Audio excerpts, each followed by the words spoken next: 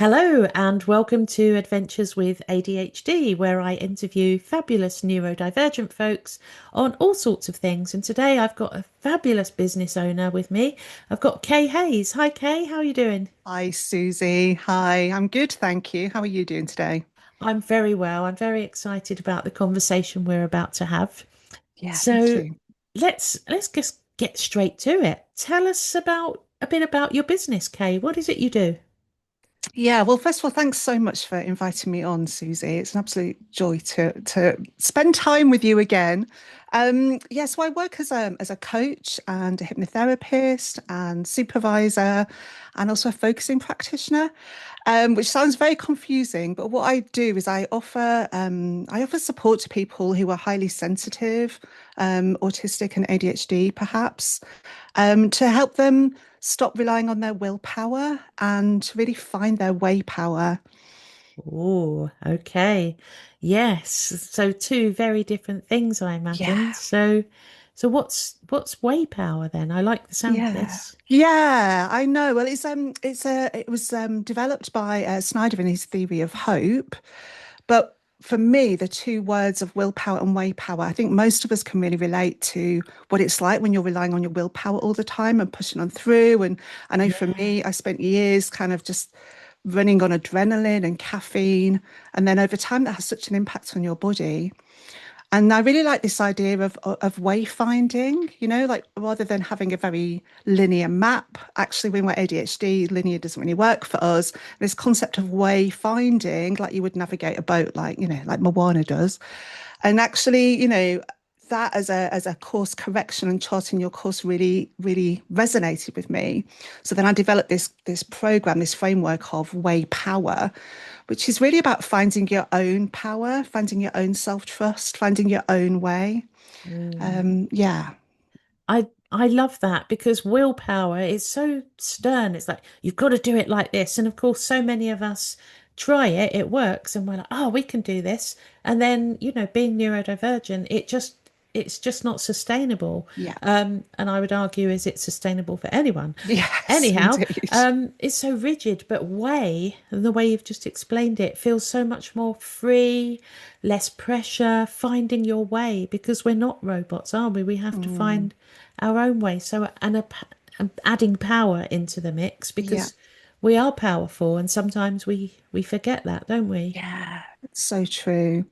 And I Yeah, think willpower, it just depletes us, doesn't it, over time? Like you say, we can only have willpower for a very short amount of time. yeah, And there's so many shoulds with willpower as well. Like I should do this and I need to be doing this. And actually willpower is really kind of connecting to yourself, and figuring out what your needs are, what you want, trusting your body's wisdom, and coming from that place where it's about choosing rather than shoulding. yeah. And and on that note about trusting our body's wisdom, what do you think?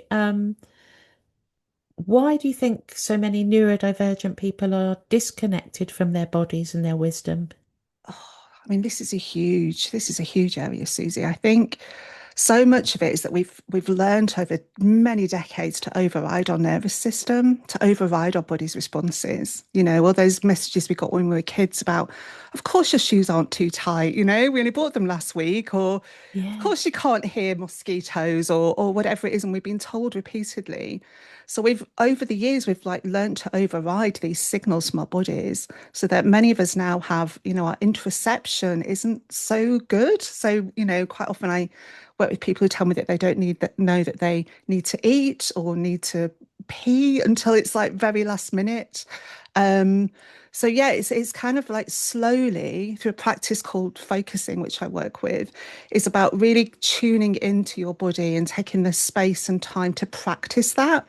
And it's a bit like building any other muscle where over time with yeah, practice, you can start to listen to when your body's whispering rather than when it's screaming at you.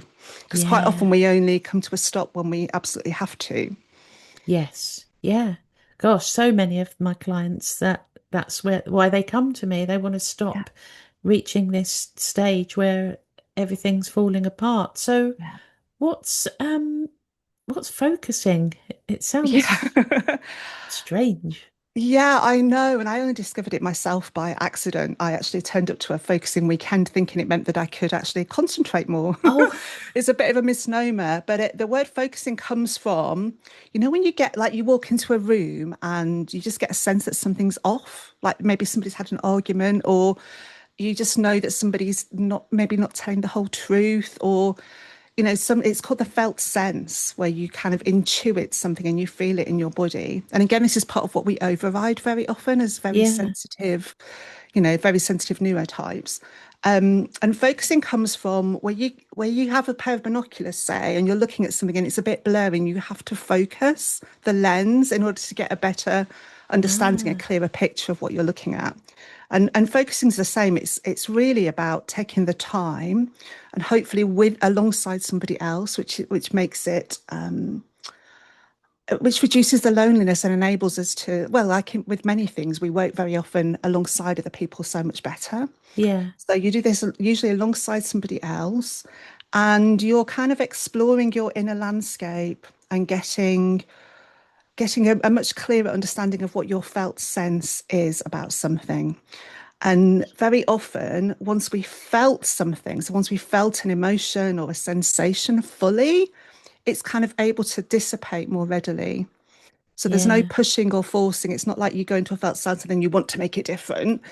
It's an allowing and feeling it, again, hopefully being witnessed by somebody else who's compassionate and kind. Mm. And then it's almost like in its own time, it naturally dissipates. Yeah. And then over time with practice, that's when you become much more in tune with your interoception. So I had really terrible interoception and proprioception because I also have dyspraxia. And I've been practicing focusing now for about 3 years, and I also teach it. My interoception has got so much better. Wow. Yeah, yeah, because you're regularly kind of just checking in. Yeah. How am I Yeah. doing? What do I need today? Gosh. So what difference has that made having those abilities? Oh, I mean, it's almost like words don't describe it in a way, Susie. It's been completely life-changing for me. It's changed how I live. It's changed how I work. It's changed how I coach people. It's changed how I am in relationship with other people. So Gosh. one of the things is because you're freshly sensing into things on a moment by moment basis, what it can do is it can increase your capacity to be with the unfamiliar and the uncertain. Somebody with an autistic neurotype like me, I really like certainty, Yeah. and it's meant that I can just be in the moment and wait for what wants to emerge to emerge. And there's just much less force now. I don't have to push through the same. It's almost Oh, like I'm being pulled towards something rather than pushing through. It's wow. yeah, it's radically different. Yeah. And I was just going to ask something then. Oh, it will come back to me. That's amazing because yes, as well as kind of the nervous system and our needs being overridden Hmm. from a very young age, Yeah. usually for us neurodivergent people, um, the ability to sense how you feel. That's what I was going to say. So it allows feelings to move through you, does it? Rather than just Yeah. be ignored. Yeah, absolutely. And some of those feelings might be from like childhood. It all lives in the body. The body keeps the score right. And sometimes we can touch into things. I think it's almost like our body and our whole system knows when it's safe to allow certain things to come up. And I know for me, when I've been, because I go away on focusing retreats quite regularly as well. And I always have a huge shift when I'm away on retreats. So my body knows I've got this time, I've got this attention. When things have come up that I've carried for all my life, that things like EMDR and other things haven't quite shifted. So things almost beyond words, like a sense of being unlovable or a sense of Yeah. never belonging anywhere, and actually allowing myself to feel those in that moment. And it might be that my body wants to move in a certain way, or it might be that a metaphor comes like it's like this. Mm. Um, yeah, and there's something about having a person alongside you with compassion and curiosity that Yeah. enables me then to meet that part of me with compassion and curiosity as well. Um, Yeah. yeah, it's really magic, and it's not well known. Like very few people know about it. Yeah. So as a focusing practitioner, I'm a member of the British Focusing Association, so people can look onto the BFA website if they want to know more. And there's Okay. about 140 practitioners in the UK, that's all. So there's not Yeah. many. Wow. And we constantly have these discussions about how can we make it more widely known? It's, Yeah. Yeah, I've heard of it yeah. from you and one other person. Ah, Yeah, okay. somebody in Brighton, actually. It Not sounds, Susie. no, no. Um, it sounds amazing. And yeah, because I think being autistic, or neurodivergent in general, because of autism and ADHD, Yeah, that kind of never being taught to, and that's a family thing as well, obviously, to process, acknowledge emotions, and it's a cultural thing, isn't it, as yeah, well? So, hugely so. and Put a lid on it's, it and keep it yeah, all in and don't bring that to work and all of those messages we get. yeah. Yeah, So to find yeah, a way to release them in what sounds like a really gentle yeah, and safe way is sounds great. I'll be yeah, asking more about that yeah, off of this podcast. But yeah, and yeah. It's really wonderful. did you say it led you to burnout recovery? Yeah, I'd say so. I mean, burnout recovery isn't a one and done. I think obviously it's an ongoing process. But yeah, I think that's probably been the foundation for everything else, is really getting to know myself. Also, there's something about the relational aspect of focusing, because I really do think burnout recovery can't be done on your own. I know Mm, for me, I've had a whole lifetime of being hyper independent, which yeah, obviously is, for many of us is a trauma response, and not feeling safe with other people. yeah, And focusing gave me a framework and a way of being, because it's almost like the way that you relate to the person is built into it. There's a real reciprocity there because you do focusing exchanges. And yeah, I'd say that's probably been the foundation for me. And I came up with the whole Waypower thing. Actually, I was leading it was a vision board and collage workshop on a focusing mm, retreat. And I ended up um, trying to figure out where I wanted to go next with my business, and ended up doing a whole picture about with tall ships and boats, and that's where oh, the Waypower framework came from. wow. Yeah. I want to go on that retreat. It sounds amazing. Um, and there's something else we spoke about before about your unique take on time and some time work you've been doing. Tell us about that. Yeah. Yeah. So, well, my Waypower framework has got these 12 aspects to it. And it's all built around this visual of a tall ship, a sailboat. And there's different parts of the boat got different meanings. So nervous system, which you talked about, is the buoyancy of the boat, for example. And the sea that we're sailing on is time.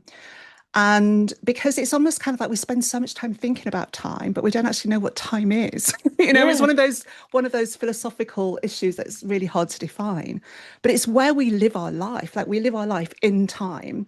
And very often we're so focused on clock time or wasting time or this sort of thing, we almost kind of lose the richness and depth of the quality of our life. And then I discovered that in ancient Greece, they had these two gods of time. They didn't just have one god of time. They had Kronos, who was the god of chronological time, so calendar time, clocks, schedules, things like that. So when we talk about time, we're generally talking about Kronos time. yeah.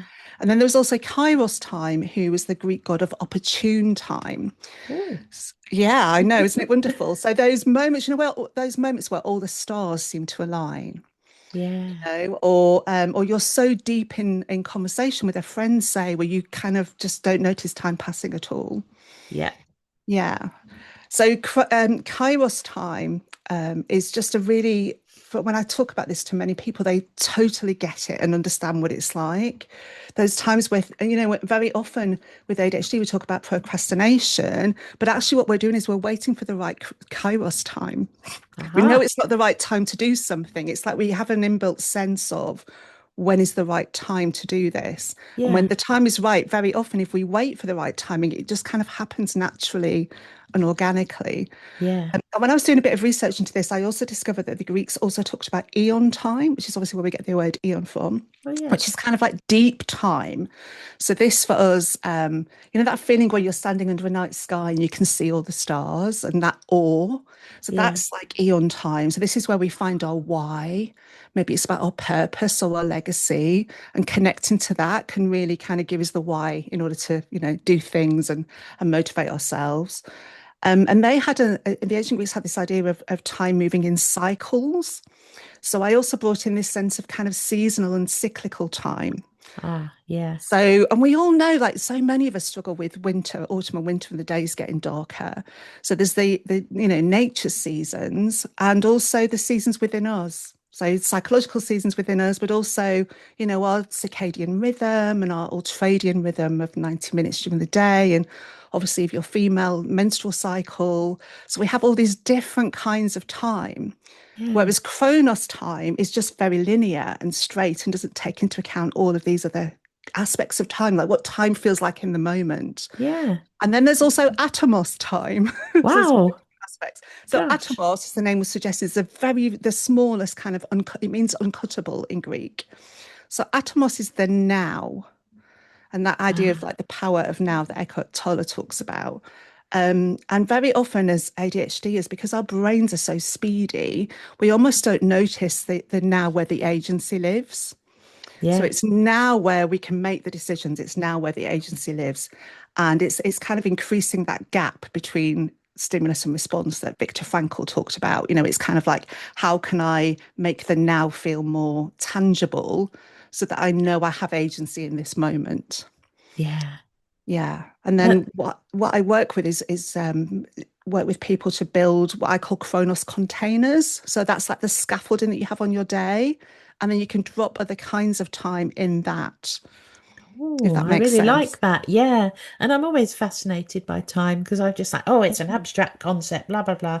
But that's because I'm talking about chronological time. Yeah. And I always find it so restrictive and it's one of the banes of my life. You mentioned, I can't remember the name of it, but the 90-minute cycles. Can you tell me Yeah. a bit more about that? Yeah. So there is the ultradian rhythm. So in our sleep, most people know about REM cycles and they last for about 90 minutes, and that's when we go into the deep sleep. But during the day, we also have a similar rhythm. So for most people, it's about 90 minutes.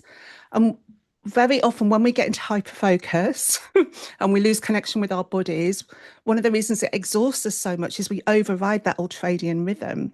Yeah. So ideally, every 90 minutes, it's like our bodies naturally, our energy kind of drops down. And the idea is that you have a bit of almost like a downtime or recalibration time before your energy then peaks again. Whereas if we override that, say when we're in something and we're in that hyper focus mode, the reason we're so exhausted is because we've overridden all those signals from our bodies about our natural energy rhythms. Yeah. That just makes so much sense. Yeah. Yeah. So if I set myself an alarm every 90 minutes and just do something different and reset, I'm gonna, yeah, give that a try. Yeah.